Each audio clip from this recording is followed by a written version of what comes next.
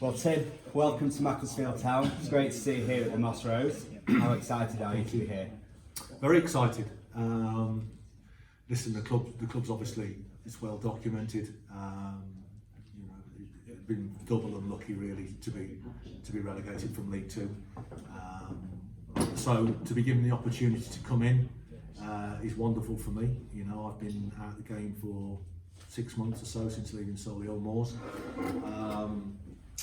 I've had one or two options to get back in, which haven't quite been right for me at the time. Obviously saw this one had become available, applied, and I'm lucky enough to be sat in front of you today. So I'm really looking forward to it. I'm under no illusions about what it's going to take, because currently we're just over 4 weeks from kick-off. We haven't got one player in under the door. We haven't got one fixture. You know, so there's a hell of a lot of work to be done in a very short period of time.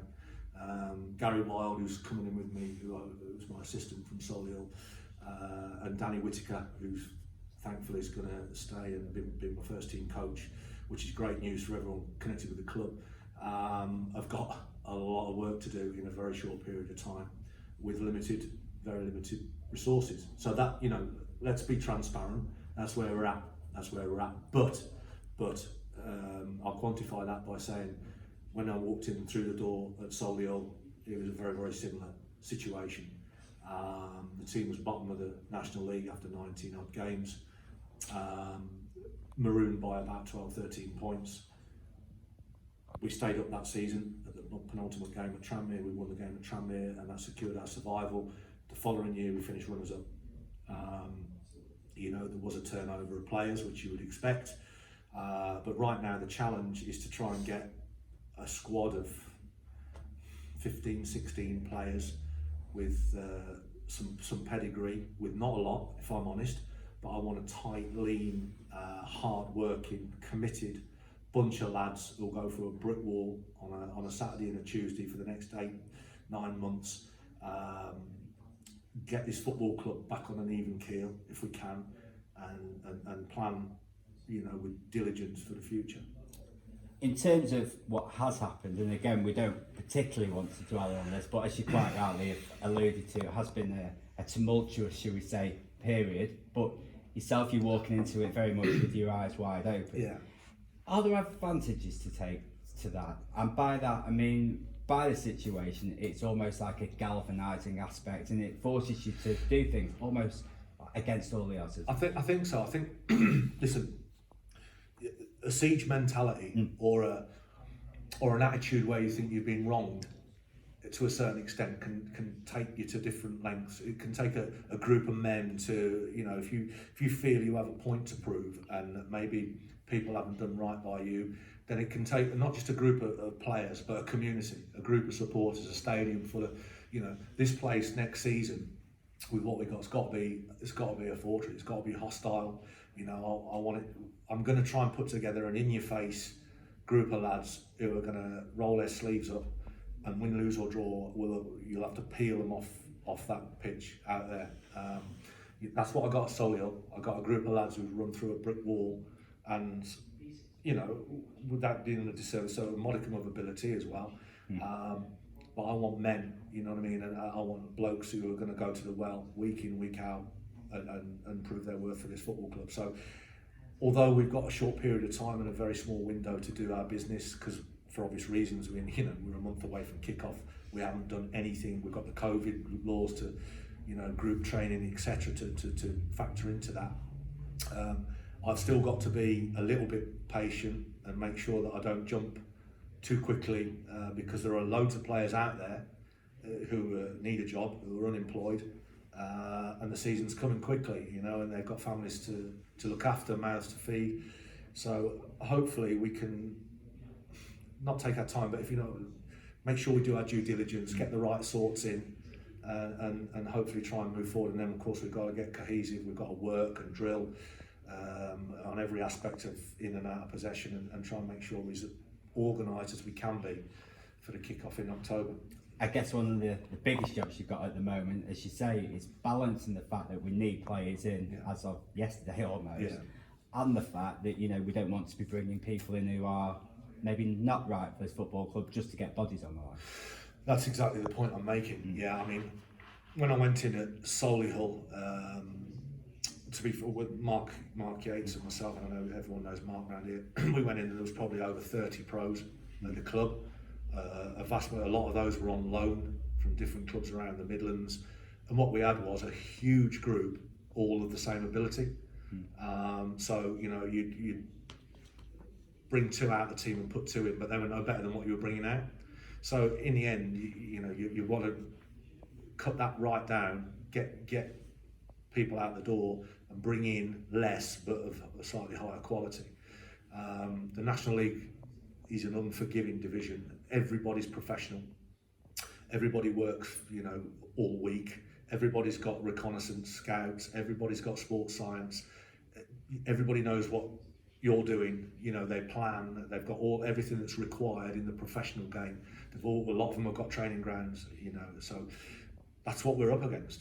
So we've got to get ourselves organised, up and running ASAP, and that's the key factor for us as a staff now, and as a group of board of directors or whatever at the football club. We've got to get our heads together and get the right types through the door here, and convince them that Macclesfield's the place to come, that we mean business.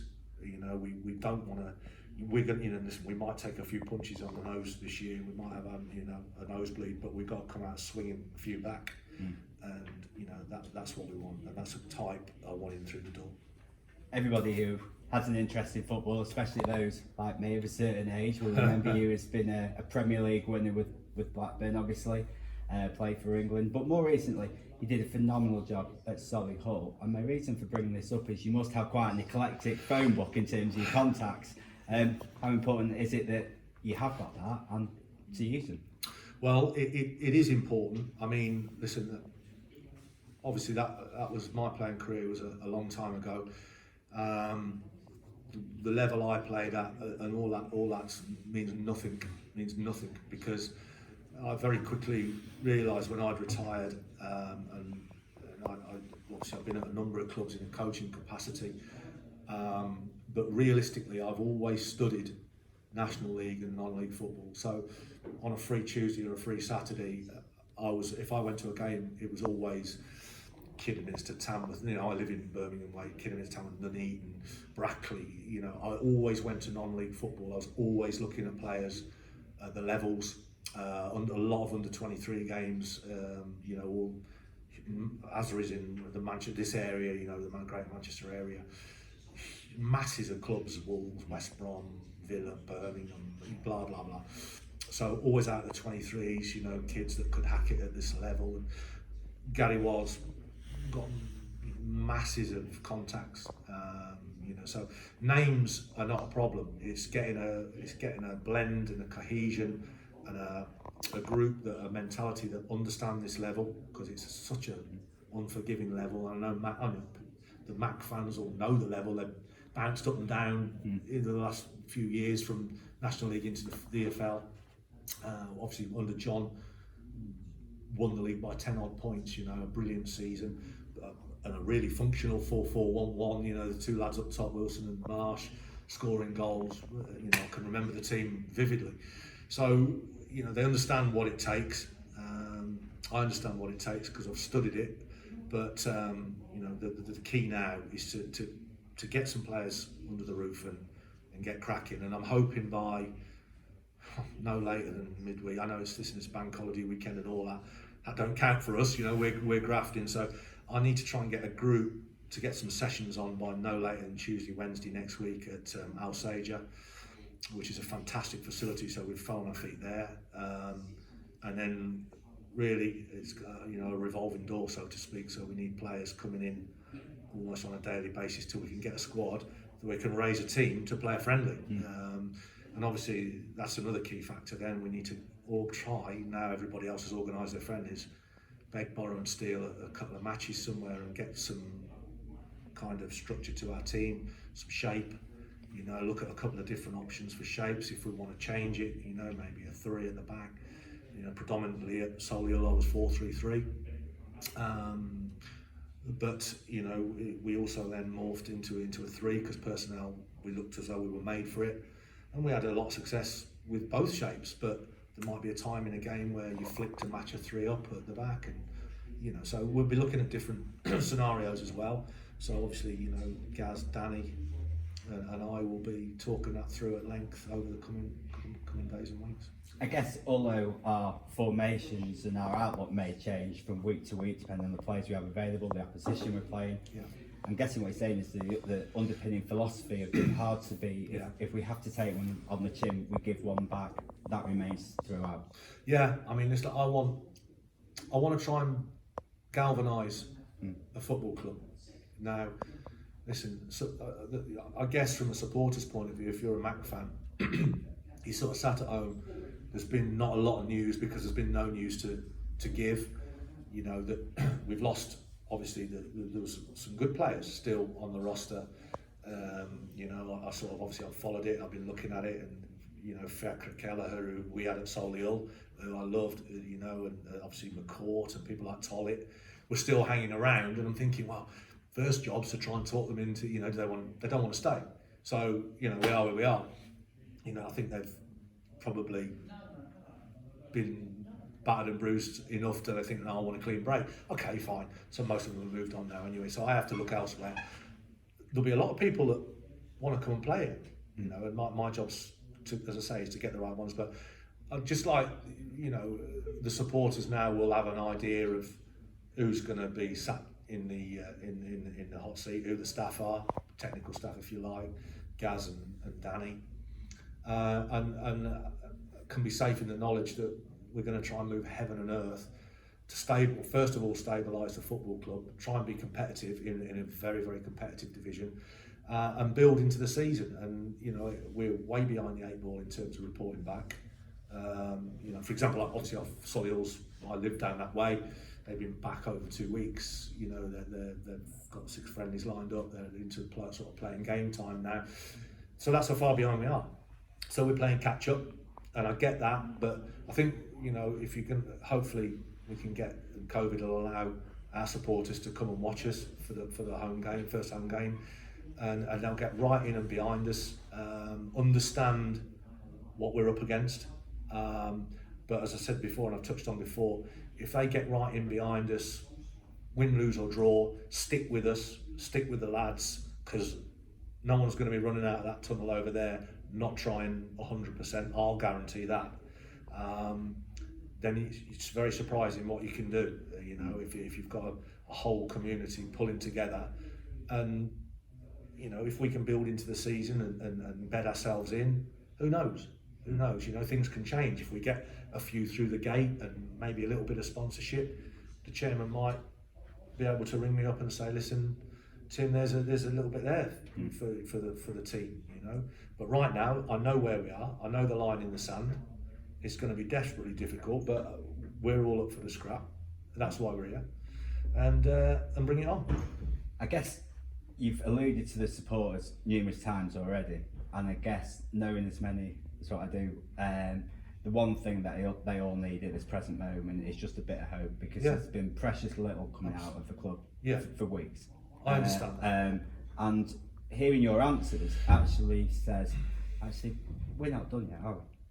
In terms of, you know, creating a decent team, a competitive team which will go out there on the field next season. No, we're not done. No, we're not done. And listen, my job in a very short time frame is to try exactly to do that. Now, you know, we did it at Solihull, and obviously the key that year, that when we went in through the door, was to stay up.